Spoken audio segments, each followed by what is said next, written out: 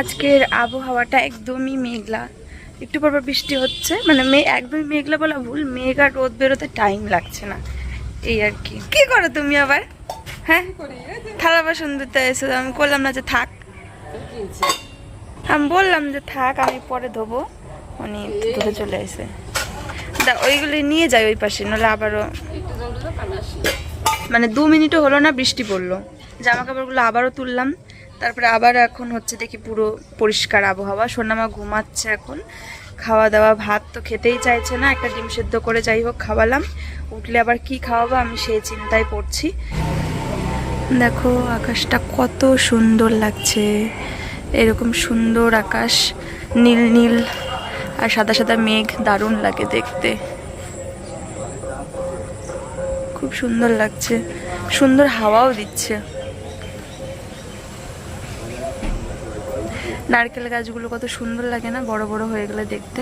এ দেখো আমাদের বাড়ির গাছ একটা নারকেল গাছ, এটা সম্ভবত আমিই লাগিয়েছিলাম, আর তোমার দাদাভাই সুপারি গাছগুলো এনেছিল, এই যে তখন এক্সাইজের গাড়ি চালাতো, মাঝে মাঝেই গাছ কিনে আনতো, তো ওই সুপারি গাছগুলো লাগানো হয়েছে। আমার তো মনে হয় সুপারি গাছের থেকে নারকেল গাছ লাগালেই বেশি ভালো হতো, কারণ সুপারি গাছের সুপারিগুলো তো আমাদের খুব একটা বেশি প্রয়োজনে আসে না, কিন্তু নারকেল গাছের নারকেল হলে নারকেলের নাড়ু, নারকেল দিয়ে অনেক রকম খাবার খাওয়া, ডাব খাওয়া যায়, ডাবের শ্বাস খুব ভালো লাগে, আর এমনিতেই নারকেল ডাব এগুলোর কিন্তু দামও খুব ভালো, তো সেই জন্য মনে হয় বাড়িতে নারকেল গাছ থাকাটাই বেশি ভালো, সুপারি গাছের থেকে নারকেল গাছ থাকলেই বেশি ভালো হতো।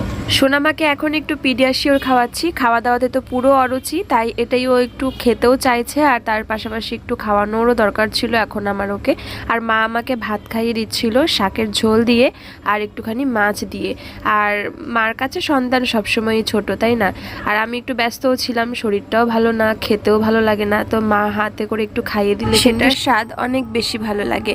এদিকে মা চা করে নিয়ে এসেছিল, এটা আমি আর 2 মা মিলে খাবো, ওদিকে 2 বাবা কিন্তু চায়ের দোকান থেকে চা খেয়ে নিয়েছিল। দাদা দিদি চলে যাচ্ছে, টাটা বলে দাও, যাও টাটা বলে দিয়ে আসো, যাও। দাদা দিদি চলে গেল, তাহলে তুমি টাটাটা বলে দাও, চলে যাচ্ছে। ও জানে যে অত মা বাবাকে অনেক বলে কয়ে আর কিছুক্ষণ দেরি করানো গেছে, ওনারা তো সন্ধেবেলায় চলে যেতেন, তো তারপরে একটু বললাম যে সোনামা কিন্তু কান্নাকাটি করবে, তোমরা পরে যেও, তারপরে তোমাদের দাদাভাই গিয়ে দিয়ে আসবে এখন, আর সেই জন্য কিন্তু বাবা বলছে, মানে এবারই বাবা বলছে সোনামাকেও নিয়ে যেতে, যেহেতু গাড়ি তো যাবেই, আর তার পাশাপাশি আমাকেও একটু যেতে, তাই কিন্তু তোমাদের দাদাভাইয়ের সঙ্গে আমি আর সোনামাও যে অবস্থায় ছিলাম সেভাবেই বাবা মাকে দিয়ে আসতে গেলাম। আর বাইরে দেখো কত সুন্দর পূর্ণিমার চাঁদ, মানে এত সুন্দর লাগছিল এই সুন্দর খোলা হাওয়ায়, মানে এই গাড়ির এইটুকু সময়ের যাত্রাপথে এই সুন্দর চাঁদ দেখতে দারুণ লাগছিল। তারপর সোনামা তো দিদুন বাড়িতে এসেই আগে এই দোলনাটা দেখেই বলছে দোল খাবে, আর এসেই আগে বেবির কথাই মনে পড়েছে, বেবি কোথায়, বেবি কি করছে, বেবির কাছে যাবে, কিন্তু বুনু যেহেতু ঘুমিয়ে গেছিলো তাই আর কিন্তু সোনামাকে নিয়ে যায়নি মামির ঘরে, আর ওকেও মানে ডাকতে দেয়নি বা জাগাতে দেয়নি, কারণ আমরা জাস্ট দিয়ে আসতে গেছি, আর আমরা একটুও দেরি করব না, জাস্ট 5 মিনিট সোনামাকে এই যে এখানে একটু দোল দোল খাইয়ে খুব কষ্ট করে ভুলিয়ে ঠুলিয়ে নিয়ে চলে এসেছি, মানে ওকে বুঝে উঠতে দেয়নি যে আমরা এখন বাড়ি যাব, ও খুব একটা বুঝলেও ও কায়দা করে উঠতে পারিনি তেমন খুব একটা বেশি ঝামেলা করার, মাঝে মাঝেই কান্না করে উঠছে, দিদি দিদি করছে, গাড়িতে আসার পথেও 1 মিনিট পর পর দিদি দিদি মামা বেবি এগুলো বলেই যাচ্ছে, তবু আমরা ওই দেখো শিয়াল, ওই দেখো পাখি, ওই দেখো চাঁদ, বিভিন্ন রকম অঙ্গভঙ্গি করে ভুলিয়ে রেখেছি। বাড়ি এসে যখন গাড়ি দাঁড়িয়েছে তখনও একটু কান্নাকাটি করেছে। যাই হোক, ভুলিয়ে তো নিয়ে চলে এসেছি মামার বাড়ির থেকে, মামার বাড়ির স্বাদ কি আর অত অল্পতেই মেটে বলো। আর বাড়িতে এসেই কিন্তু সোনামাকে একটু সেদ্ধ ভাত মাছ ভাজা দিয়ে খাওয়ানোর খুব চেষ্টা করেছি, কিন্তু আমি ব্যর্থ, তার কারণ ওর মুখে একটুও স্বাদ নেই, ভাতও খেতেই চাইছে না, তাই মাছ ভাজাটাই একটু একটু খেয়েছে, আর 1 গাল মতন শুধু ভাত নিয়েছে, আর ওগুলো সব ফেলে দিতে হয়েছে আমাকে। আর তারপরে এখন সোনামাকে ভাবলাম কি করব, একটু পিডিয়াশিওর খাইয়ে দিই আরও একবার, তাছাড়া এভাবে খালি পেটে তো শোয়ানো যায় না, আর সেরিগ্রোও একটুও খেতে চাইছে না। গুড মর্নিং, পরের দিন সকাল থেকে আবারও ভিডিও শুরু করছি। তো আমি এইমাত্র মানে ফ্রেশ হয়েছি, আর হচ্ছে মেয়ের জামা কাপড় সব কেচেছি, থালা বাসনগুলো ভিজিয়ে রেখেছি। আমি জামা কাপড়গুলোকে ধুয়ে এনে জামা কাপড়গুলো আগেই ধুয়ে এনে মেলে দিই, ভাবলাম যে রোদ রোদ আছে মেলে দিই। ও বাবা, মেলবো কি, এই দেখো দেখতে পাচ্ছ না, এই দেখো মেলবো কি, এই যে বৃষ্টি শুরু হয়ে গেল সঙ্গে সঙ্গে, জাস্ট মেলতে এসেছি আর বৃষ্টি শুরু হয়ে গেল। তো আমি তো মানে ওয়েদারের নিউজ দেখেছিলাম, দুপুরবেলা করে 2-2:30টার দিকে বৃষ্টি হওয়ার কথা ছিল, সেটা এত তাড়াতাড়ি শুরু হয়ে গেল। তো আমি আবার থালা বাসনগুলো ভিজিয়ে রেখেছি, আগে মাজিনি যে একটু ভিজিয়ে থাকুক, খাবার লেগে থাকে, সমস্ত চামচ বাটি ফাটি সবই আটকা। মেয়ের যে খাবার বানাবো, খাবার খাওয়াবো, প্রবলেম হয়ে গেল। যাই হোক, দেখি এখন ঘরে কি কি আছে সেগুলো দিয়েই খাওয়াই। আর চামচ শুধু হারিয়ে যায়, কি বলবো। তো ওগুলো সবই কলতলায় ভিজিয়ে রেখেছি, বৃষ্টি শুরু হয়ে গেল। এখন তো ভিজে ভিজে মাজতে পারবো না, এখন আরও জোর বৃষ্টি শুরু হচ্ছে। আর সকালবেলা মানে উঠেই আগে আমি করেছি, গ্যাসের টেবিলটা পরিষ্কার করেছি। এই যে আর তোমার দাদাভাইয়ের জ্বর চলে এসেছে, সারা রাত ঠিকঠাক ঘুমাতে পারেনি, আর জ্বর। মাম্মাও উঠেছে, টয়লেটে বসে গিয়েছে। তো চলো দেখি, ও তো আবার ডাক্তারের কাছে যেতে চাইছিল, আমি বললাম তুমি একটু দাঁড়াও, আমি একটু কাজগুলো করে নিই, মেয়ে ঘুমাচ্ছে যেহেতু। তো বৃষ্টি শুরু হয়ে গেল, তো দেখি। আর কালকে রাতের বেলা বাবা মারা তো সন্ধ্যাবেলা বাড়ি যাবে, বারবার রিকোয়েস্ট করলাম যে সবাই মিলে বললাম যে যেও না। আর তার উপর সোনামা দাদা দিদুন পেয়ে কি খুশি, কি নাচ, কি আনন্দ। আমি বললাম ও কিন্তু এখন খেলা করবে, তোমরা এখন গেলে কান্না করবে। আর এখনও ভোলে না, ওকে সাইড করে নিয়ে যাওয়া হলেও যখন ঘরে এসে দেখবে দাদা দিদুন নেই আবার কান্না করবে। পিপিকেও ওরকম, পিপি মানে আসলে চলে গেলে কান্না করে। তাই কিন্তু বাবা মারা একটু মানে পড়ে গেছে। তারপরে তোমার দাদাভাই বলছিল আমি দিয়ে আসবো, অসুবিধা নেই, টোটো চিন্তা করতে হবে না, যেহেতু আমার বাবার বাড়ি বেশি দূরে না, 5 মিনিটের রাস্তা। তাই আবারও দিয়ে আসার সময় আবার সোনামা গেছিলো, আর সোনামা যাওয়ার জন্য আবার আমিও গেছিলাম, মানে জাস্ট দিয়ে চলে আসবো এরকম। হ্যাঁ, তো এই আর কি। কোনো মতে খুব কষ্টে কালকের মানে ওই জোর কদমে কান্নাটা থামিয়ে রেখেছি, খুব কষ্টে, খুব মানে বুদ্ধি করে বের করেছিলাম আইডিয়াটা যে কি দিয়ে কি করা যায়। খুব একটা বেশি কান্নাকাটি করেনি, গিয়ে দোল খেয়েছি একটু। চিয়া সিডস ভিজানো, হ্যাঁ আসছি, চিয়া সিডস ভেজানো জলটা স্টপ ছিল, তো এখন আবারও একটু কন্টিনিউ করছি। আর পরিমাণটা অনেক কম দিয়েছি, আমিও একদমই অল্প পরিমাণ নিয়েছি। এ দেখো, কারণ এটা খুব হাই ফাইবার মনে হয়, সমস্যা হয় বেশি থাকলে। আর তোমার দাদাভাইকেও দিলাম, ওর তো কোলেস্ট্রল, ওর খুবই খাওয়া ভালো, ওরটা খেয়ে নিয়েছে। ওরটাই আমারটার থেকে একটু বেশি দিয়েছিলাম সিডস। বৃষ্টিটা একটু ছাড়ছে মনে হচ্ছে, ঘর এখনও ঝাড় দেয়নি, দেবো।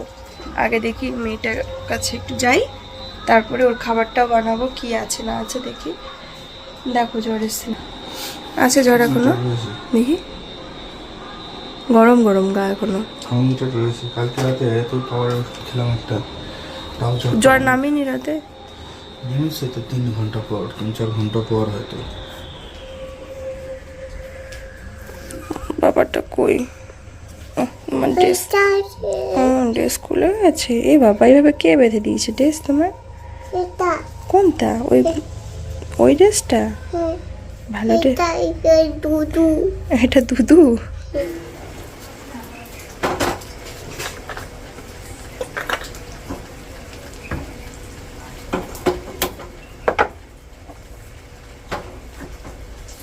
তাতে সরো, দেখো এখানে তেল।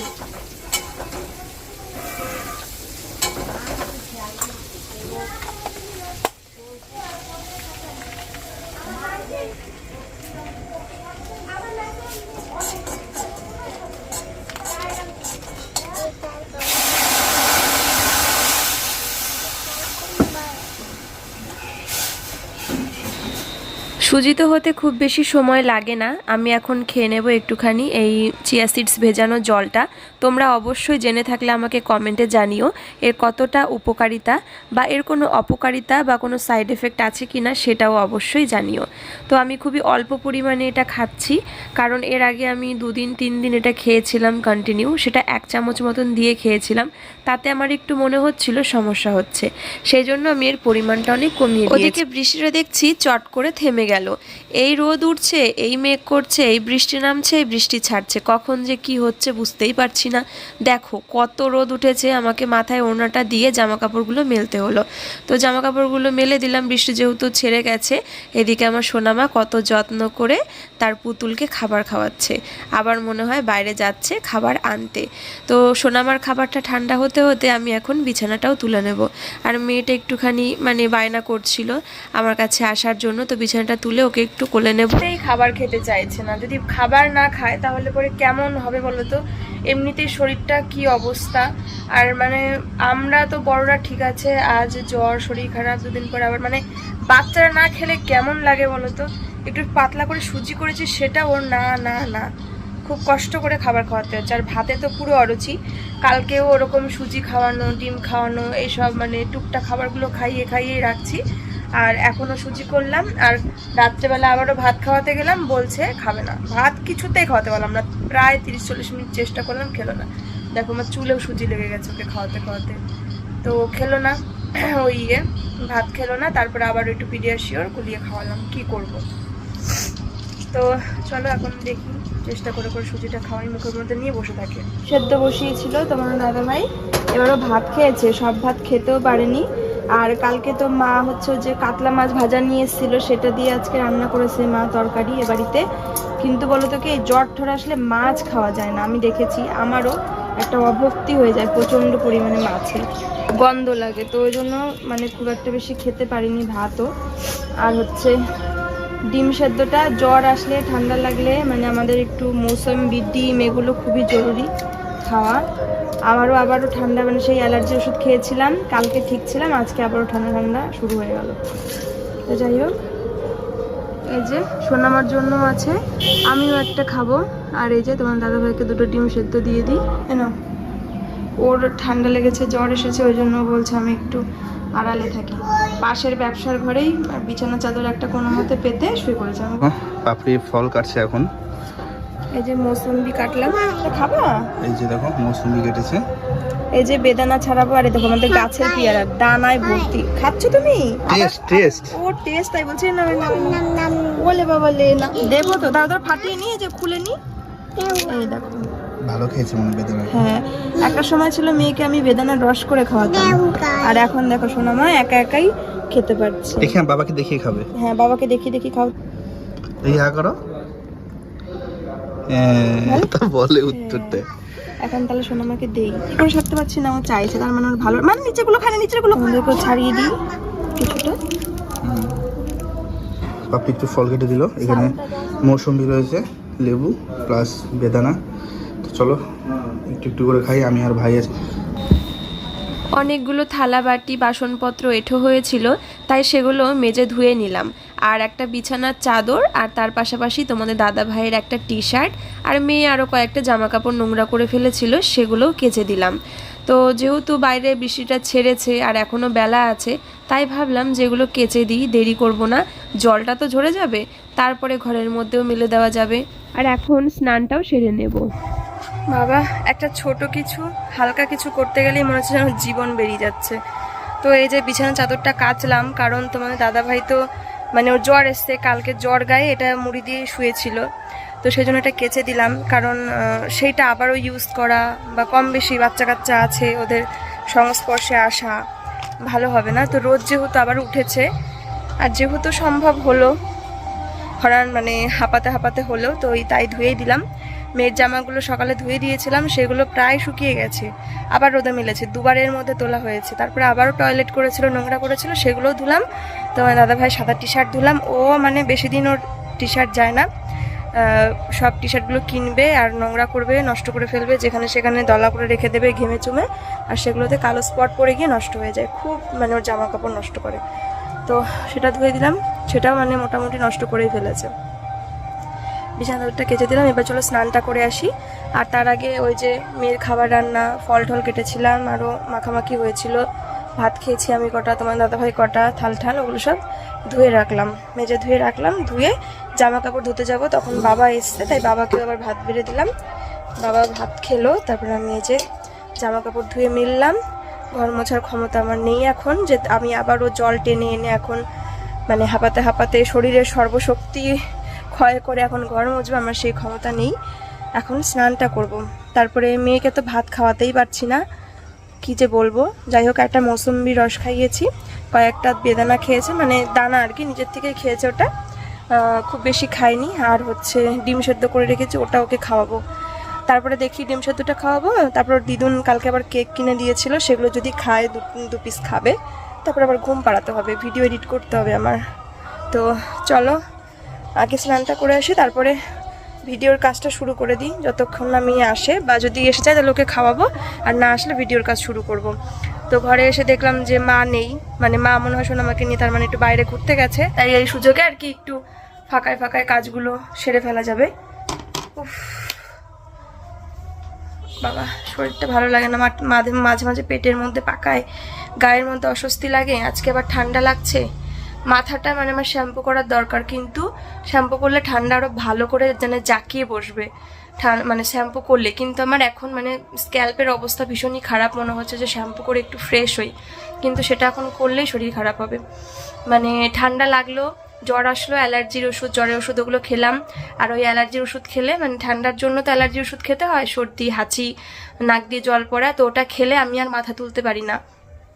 তো মানে দাদা ভাইয়ের ঠান্ডার সমস্যার জন্য ওর একটা টাইমে ওর রোজ ওই ওষুধগুলো খেত, তো আমার মনে হয় খেতে খেতে ওর মানে ওই কষ্টটা অত হতো না। তারপরে অনেক দিন বাদ এখন রিসেন্ট আবার খেয়েছে, ওরও ওই রকম অবস্থা হয়ে গেছে। কালকে ওরকম খেয়েছে, কাল গরম ঝিমাচ্ছিল, আর তারপরে তো সারা রাত জ্বর, আবার আজকেও শরীর খারাপ। তো আমি তাই ওকে বলছি যে আমার আবারও আজকের থেকে ঠান্ডা লাগছে, নাক দিয়ে জল পড়ছে, আর মানে ইয়ে হয়ে যাচ্ছে, নাক আটকে আসছে। হাজার কষ্ট হলেও আমি অ্যালার্জির ওষুধ খাবো না, তার কারণ ওই ঠান্ডার ওই অ্যালার্জির ওষুধ খেয়ে আমার যেই কষ্ট, তার থেকে আমার সারাদিন হাঁচি হোক, নাক দিয়ে জল পড়ুক, যত কষ্টই হোক না কেন আমি ওই কষ্ট সহ্য করে নেব। ওই কষ্টটা সহ্য করা যায় না, যে মাথা তুলতে পারবো না, কেমন লাগে, কিচ্ছু করতে পারি না, হাঁটা চলাই করতে পারি না, এত কষ্ট, মানে শারীরিক কষ্ট, মানে বাহ্যিকভাবে কষ্ট, শারীরিক মানে ইন্টারনাল কষ্ট, মানে কষ্টে কষ্টে জীবন পুরো ভরে যায়। তো চলো আর বেশি কথা বলবো না, তাহলে আবার মেয়ে চলে আসবে, স্নানটা সেরে আসি আগে। চলো দেখো, দিদুন কালকে কেক কিনে দিয়েছে, কোনটা খাবা বলো? কোনটা, এইটা না এইটা? এ দেখো, এইটার মধ্যে ফ্রুট দেওয়া আর এইটার মধ্যে চকলেট দেওয়া, কোনটা খাবা বলো? কোনটা খাবা বলো? সব কিছুতে অভক্তি হয়ে গেছে, ভাত, সেদ্ধ ভাত, খিচুড়ি, কিছুই ওকে চালাতে পারছি না। আবার হচ্ছে সুজি খাই, একটু সুজিটাতেও অভক্তি হয়ে গেছে। মার, এইটা মার। আর বাবার? বাবার নাই, তাহলে এইটা কার? ওটা বেবির। তাহলে তাহলে তোমারটা থেকে বাবাকে দিবা তো একটু? আচ্ছা, কালকে শোনো আমার দাদু টাকা দিয়েছে, যাও দোকানে গিয়ে খাবার কিনে আনো, কি খাবা। আমি আবার সাথে গেছিলাম, মা দোকানে নিয়ে গেছিল, কারণ তা না হলে উল্টো পাল্টা কিনবে। আর দোকানে গিয়ে বলছে আক্কিম আক্কিম আইসক্রিম খাবে। এই অবস্থায় জ্বর এসেছিল, ঠান্ডা লাগবে লাগবে, এই অবস্থায় ওকে আইসক্রিম দেওয়া যায় বলো? তো তাই আমি কিন্তু ওই কেকগুলোই নিয়েছি, কারণ মানে একটু মিষ্টি তো, ওগুলো তো বাইরের খাবার ভালো না, তাও একটু পেট ভরবে। 2টো কিটক্যাট নিয়েছে আর সঙ্গে কেক, আর ও যেগুলো খাবে সেগুলো ওকে নিতে দেয়নি, কারণ ওগুলো আরো মানে খারাপ, শরীর খারাপ হওয়ার খাবার। আক্কিম, তারপরে যদি লিচি ড্রিঙ্ক মানে ঠান্ডা যেগুলো ধরনের সেগুলো নিতে চায়। তো চলো, রাত্রেবেলা আজকে আমাদের চিকেন রান্না হয়েছে গরম গরম, তোমাদের দাদা ভাই তো রান্না হওয়ার সঙ্গে সঙ্গেই খাচ্ছে। আজকে আসলে আমাদের বাড়িতে 2 রকমের মাংস রান্না হচ্ছে, তাই হচ্ছে মানে 2বার আর কি আলাদা আলাদা রান্না করা হবে। তো মা রান্না করেছে আগেই চিকেনটা, আর আমাদের তো শরীরের অবস্থা খুবই খারাপ, তোমাদের দাদা ভাইয়েরও জ্বর। এবার মনে হচ্ছে সত্যি এখন ইচ্ছা করছে একটু গরম গরম ঝাল ঝাল মাংস দিয়ে যদি কটা গরম গরম ভাত খেতাম। তো তোমার দাদা ভাই ঘরে খাচ্ছে, ওকে খেতে দেখে আমারও ইচ্ছা করছে, তাই আমিও এখন খাবো। চলো তোমাদের আগে রান্নাটা দেখাই, এত সুন্দর দেখতে হয়েছে, এমনিও তো ভালো লাগে সবসময়, আর এখন এই জ্বর মুখে ইচ্ছা করছে। সকালবেলা মাছের ঝোল রান্না হয়েছিল, কিন্তু আমি দেখেছি মাছ খেতে ইচ্ছা করে না, তোমার দাদা ভাইও তাই বলছে, আমারও তাই, মাছ খেতে ইচ্ছা করছে না এরকম অবস্থায়, জ্বর ঠান্ডা অবস্থায়, টক টক ঝাল ঝাল অন্যরকম যেন খেতে ইচ্ছা করছে। এই দেখো এখানে পাতলা করে ঝাল ঝাল করে এই যে মাংস রান্না হয়েছে, এই দেখো। তো আমি কটা খেয়ে নিই চলো, আর সোনামাকেও খাওয়াবো, দেখি ওর যদি একটু মাংস দিয়ে খেতে ইচ্ছা করে খেতেই চাইছে না মেয়েটা। আর আমি না 2 পিস চিকেন মাকে রেখে দিতে বলেছিলাম, মানে তোমার দাদাভাইকে বলেছিলাম মাকে বলো রেখে দিতে, কারণ আমি চিকেন দিয়ে আজকে হচ্ছে একটু আলু গাজর এগুলো দিয়ে চিকেন স্টু বা চিকেনের যে স্যুপ ওটা বানাতে চেয়েছিলাম। ওটা এই জ্বর মুখে খুবই উপকারী, তোমার দাদাভাইকেও দিতে চেয়েছিলাম, আর সঙ্গে আমিও টেস্ট করতাম রসুন পেঁয়াজ আদা এগুলো দিয়ে। তো সেটার করা হয়ে ওঠেনি। আমি মেয়েটাকে ঘুম পাড়িয়েছি তো বিকেলবেলা, তারপর থেকে মানে ওকে খাওয়ালাম ডিম সেদ্ধ, একটু কেক খাইয়ে ঘুম পাড়িয়েছি। তারপর থেকে আমি ভিডিও এডিট করতে করতে 2 ঘন্টা 2.5 ঘন্টা সময় লেগে গেল আমার। তারপরে আমি আর সময় পাইনি ওটা বানানোর, তাই হয়তো রয়েই গেছে। থাক, ফ্রিজে রেখে দেবো, কালকে না হয় করব। তো আমি বানাইনি কখনো, ফার্স্ট টাইম ট্রাই করব, দেখি কেমন হয়। যাই হোক, এখন কটা ভাত খেয়ে নিই, তারপরে মেয়েকেও খাওয়াবো, কারণ মেয়ে জানি না যে কি করবে, তা নাহলে আমাকে অন্য কোনো অপশন খুঁজতে হবে। আর ওকে খাওয়াতে গেলে তো যথেষ্ট সময় লাগবে, তাই আমি চট করে তাড়াতাড়ি করে খেয়ে নিয়ে তারপরে ওকে খাওয়াতে বসবো।